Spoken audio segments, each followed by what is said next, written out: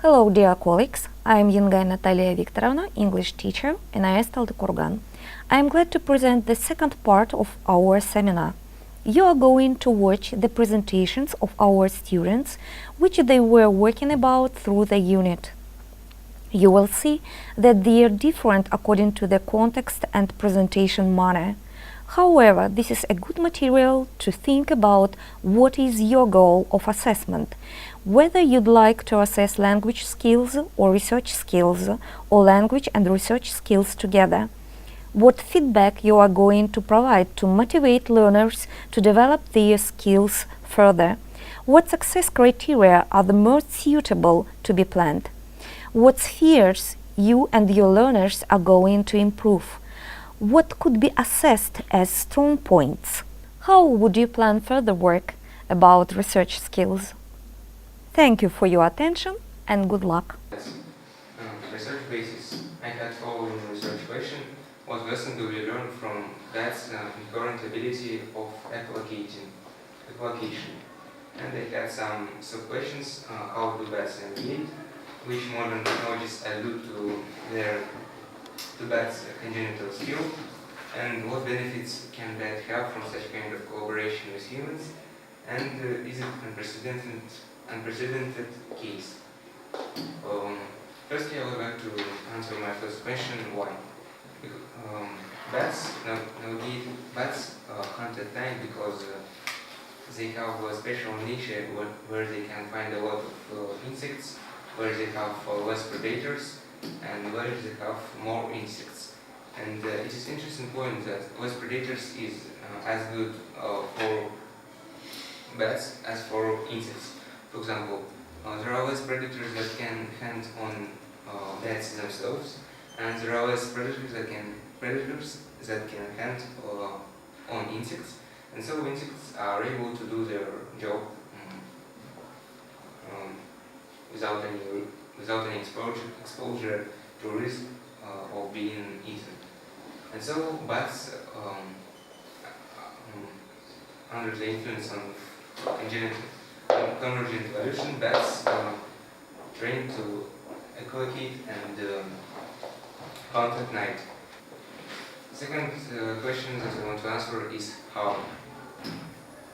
Firstly, we need to know that human hearing range is quite broad, from 20 to 20,000 hertz, whereas bats' range is from 14,000 to 100,000 hertz, and that's why we call their sound. That's why we call the sounds that they produce ultrasound. And the range of sounds that bats create depends on environment and prey types. Firstly, they start with 10 or 20 clicks per second. By clicks, scientists mean every ultrasound they make. And while they're coming closer to their prey, the relative intensity of their echolocation can be increased up to 200 clicks per second, and we call it terminal buzz. But while echolocating, bats try to figure out moving wings echo signature. They create a sound, and after that they wait for the sound to return to their ears, and they are so sensitive to the echo, so they can understand echo signature of moving wings of their prey. And because the echo signal travels from bats to their ears, there are some delay between the time when this sound comes to the left ear and to the right ear, and using this time delay and using this difference in relative intensity of this signal, they can determine distance to their prey, type of their prey, how tall above the ground their prey, and so on. And here we have a diagram showing what I have mentioned before. Here we have that with orange lines. They illustrate the ultrasound signals that bats release, and by green lines they illustrate the echo from some objects. And how can we use this technology in our life? Firstly, I need to mention sonar, which became widespread now, but it was an abbreviation standing for sound navigating and ranging. And we had radar, which also became a proper noun, but firstly it was an abbreviate meaning radio detection and ranging. Sonar and radar are closely related, but we can see that sonar was such kind of first version and radar was second version. But nonetheless, people also use sonar in submarine navigation. They also use it for active and passive. They have active and passive sonar. For example, when they send signals on here to let help them to discover the relief of the bottom of the ocean, for example. And they have passive sonar when they just surfing around, messing around the water, the ocean, and trying to figure out to receive some signals from other submarines, from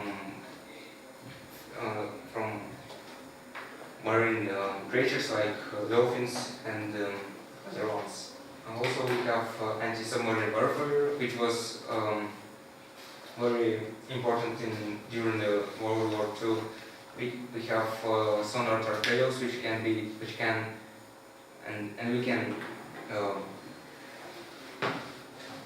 can set their way after their launch. We have ocean surveillance systems, which were also created to monitor different activities during the war, but after that they reconstructed them and now they use them for science observations. And we have SOSUS and IOSS projects of sound surveillance in the United States and during the whole ocean. They monitor different changes in water level and so on. And they use it for anti-fragment techniques for prevent divers to go into restricted areas. For other, we have quite broader spheres of using.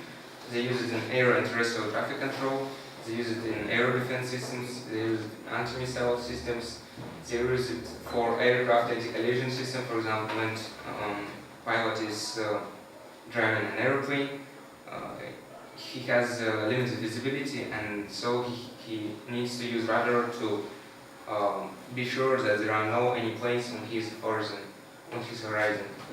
They use it for outer space surveillance. They use it for space rendezvous. It means when two different space objects needs to set together, for, like an International Space Station. They use radar to detect each other. And they use it for meteorological or precipitation control, for geological observations, for public health surveillance. World Health Organization stated that they use that they have 24 hours a day monitoring of the world's health level, and it helps them to avoid spreading of epidemics over the large areas. And what do we have about bats? We have 24 bat species critically endangered, we have 51 endangered, and we have 954 bats considered as vulnerable. And data is given by the International Union for the Conservation of Nature. Why do we have some problems with bats? First of all, we have a problem of bats rising from hibernation during winter periods, when a lot of tourists are traveling into caves, and by their activity, bats rise from hibernation. And it's crucial to bats because if they rise from it in the winter, they'll start losing their fats that they need to survive during winter. And we need to say that bats are very sensitive creatures, and even small stress can cause their reproduction to be slowed or even stopped. And one more question: how anti-submarine warfare works? They also have an ecolocation, yeah? Yes. How? And why different organizations and unions try to save bats? Why bats are important? It's my question. It's my project. Research Anyway. question. Okay. Bats are essential to our environment, as all of the species that live on the earth, they have their role, and they feed with insects, with small prey, and if there wouldn't be any bats, there would be redundant amount of them. There are millions type of bats all over the world, and some types of bats in the USA. America is a habitat for for bats such as vampire bats, bumblebee, and leaf moths, and others.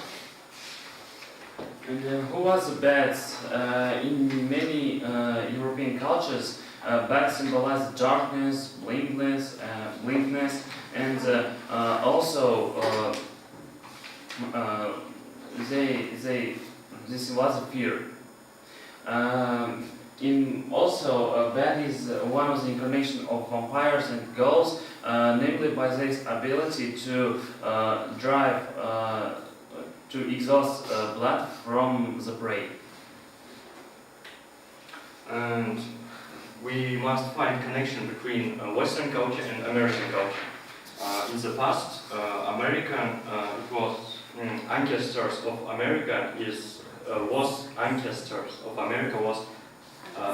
ancestors of America was European who colonized territory of America. The first English and Spanish colonies brought with them to the new continent different myths about vampires. Then myths about vampires find their development in America. Vampire image in America culture has found itself in different movies, comics, and books, and subcultures. Like this. And except vampires, one of the iconic character of America is a Batman. As he said in the comic book, his suit symbolizes darkness, and as Bat freaked him in his childhood, he will freak murderers too. Also, in comic books and all films except 1966 film, films of Batman has gloomy atmosphere, and now it become a fashion in the comic books and in the horrors. And in the conclusion, bats have a huge impact on the culture of America, because the iconic characters of America which were very popular nowadays, and there are hundreds of media files, different media content about these characters was made according to bats. The most interesting points in presentation, firstly, they know different effects of bats on American culture. Also, they show a historical roots for such effects. And one point to improve the presentation is as the evaluation of bats' influence. For example, not only to state what impacts did they have on American culture, but also evaluate them, give them their own grade to make some perspective about it. And that's all. how do you think that does the bad in, does bad influence are positive or negative? We can say that they influence positive or negative. They just symbolize some bad things And aspects of our life. What about other cultures? Not only in America. Do you know some results? Yes. South America, they have the god which looks like a giant bat, and he is the god of darkness and so. Can I ask? And in Chinese culture, bat mean happiness and luck and not bad good things. And bat, word bat in Chinese sounds like luck. Interesting. Did you have a question, Anton? Yes. How do you think why there is difference between bats in fact in Asian culture and Western culture? Western culture. Asians I think that Chinese culture, China was separated from other world for several years. That's why they develop their own culture different from others. You said that the bats had influenced subcultures. How would you describe a subculture? What is a subculture? Subculture which called vampires, that is a special subculture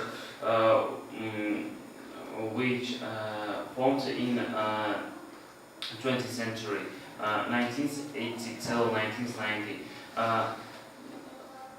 I don't know their aim, but most they made a group and dressed as a vampire and drink blood. So a subculture is Israel. something separate from main culture. Yes. Say, yes. Okay. Why do bats transmit various types of diseases? This was our research question, and there is our plan of our investigation. First question was, what are the common diseases that bats transmit?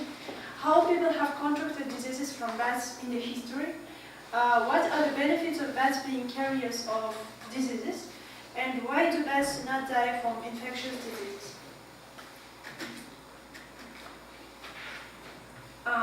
There are many infectious diseases such as Nipah, Hendra, Ebola, Marburg, and SARS.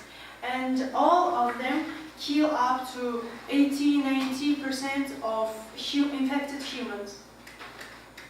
But however, SARS has a low mortality, but this virus spreads incredibly rapidly, and it is very dangerous. Most of these diseases have emerging spread about 50 years ago. And why do bats transmit and carry so many diseases?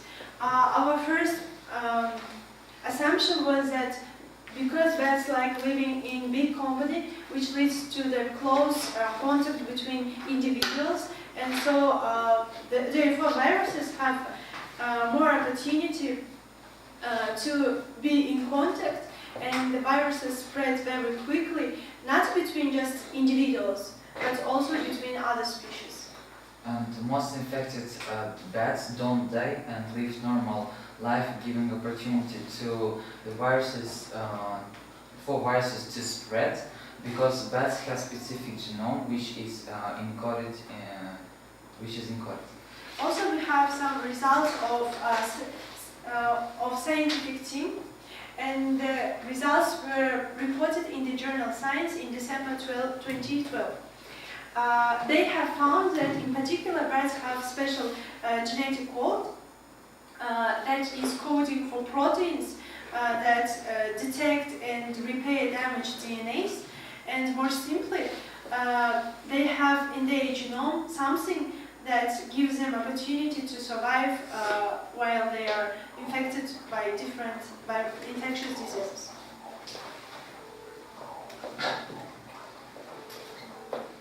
Furthermore, flight helps bats to survive. Flight is usually costly energy-wise, and when a lot of energy is produced, is used, a lot of waste is consequently produced.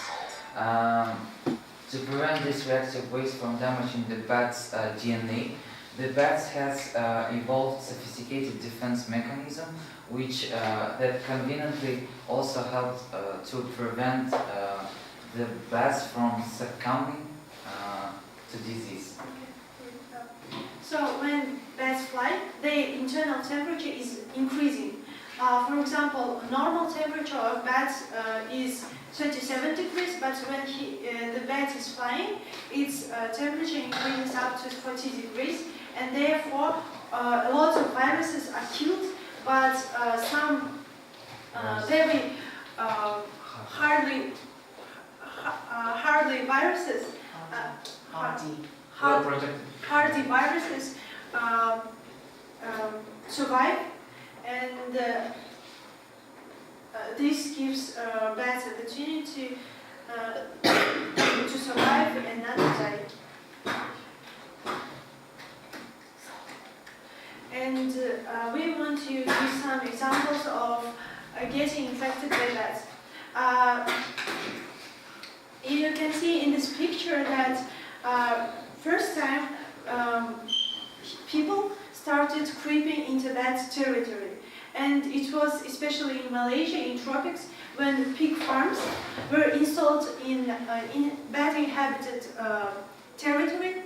And then there was more contact between bats and animals. And the first infectious disease, as Vipar, was discovered. And this disease was transmitted by pigs. And a conclusion follows from the previous slides.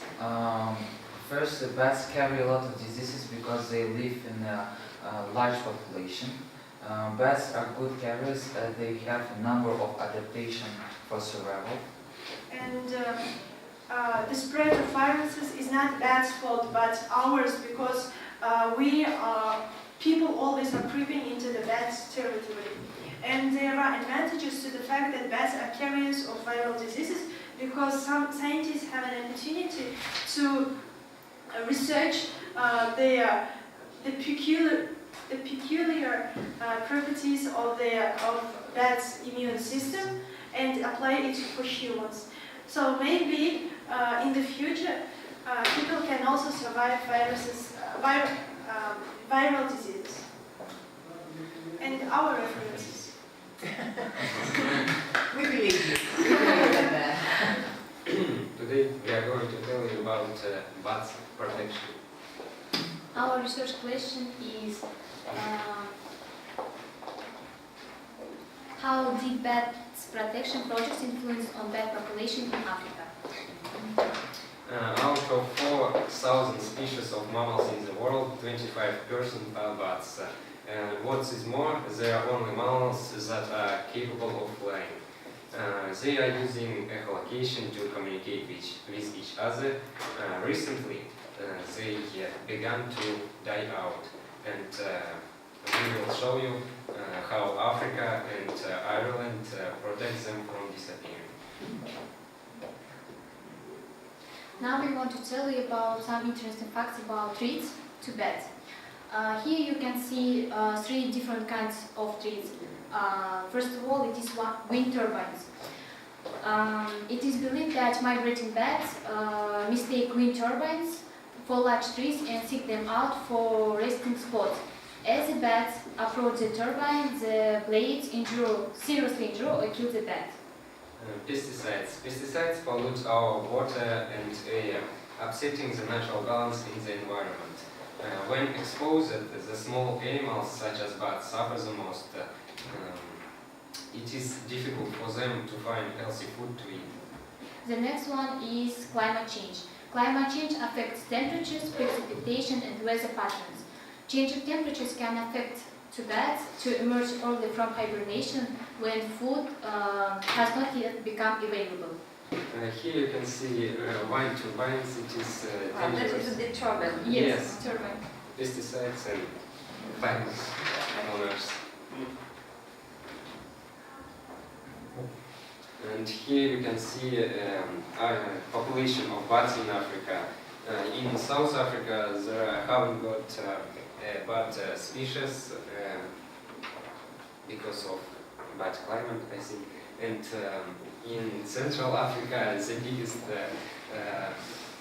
population of bats by stars pointed their areas of bats population.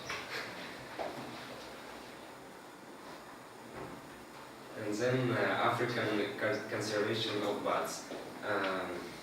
Despite their importance on biodiversity, and bat populations are declining worldwide.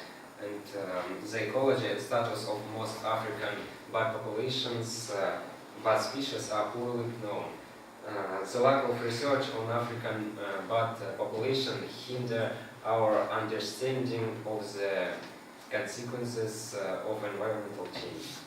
African Bat Conservation, or in other words ABC, conducts applied research to conserve bats population in Africa.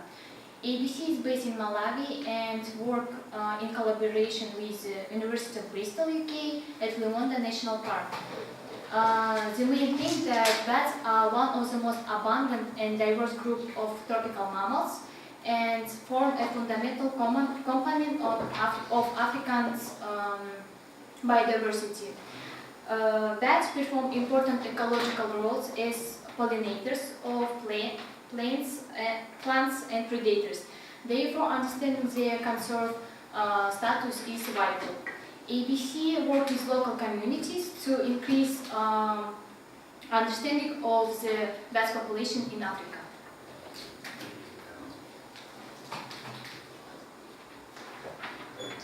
Then the ABC's team research in 2007 included an investigation of diversity patterns of the bat species on the mountain mulach in southern Malawi. They find out that bats need a special ecosystem, Afro-montane ecosystem. They rely on it to survive.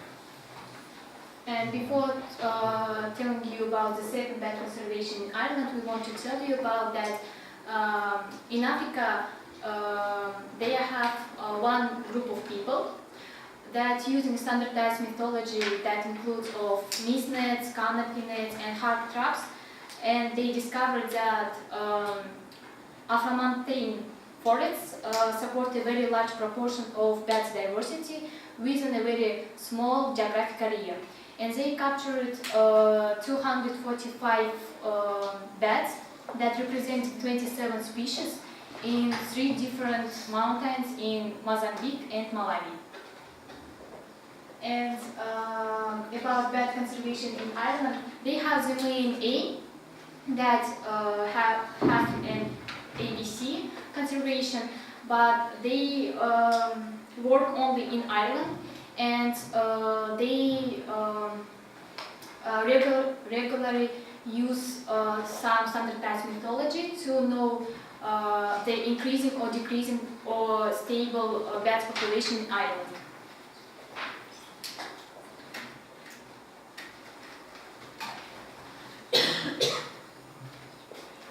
Also, we have noticed that one woman, her name is Merlin Toothless, has her own site, and her mission is to teach people everywhere the main benefits of living harmoniously with that. And here you can see her husband. It is Marilyn DeVore Tuttle. He is a wildlife photographer, and he was founder of the Bats Conservation, or BCI, Bat Conservation International. That's all, and here you can see our resources.